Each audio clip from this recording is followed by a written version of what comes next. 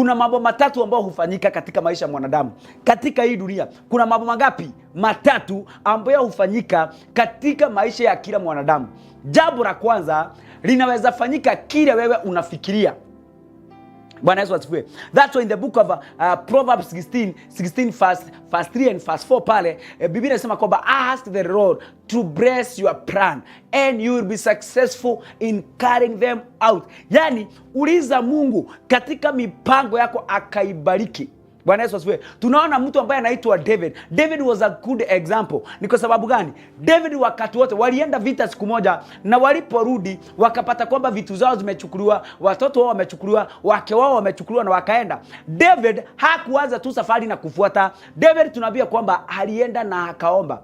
Biblia imesema kwamba wale watu waliporudi, wale walikuwa wameenda vita wanaume, waliporudi walilia mpaka wakaishiwa na nguvu ya kulia. Na kwa hivyo wakawa wanasema huyu Daudi wanataka hata kumpiga.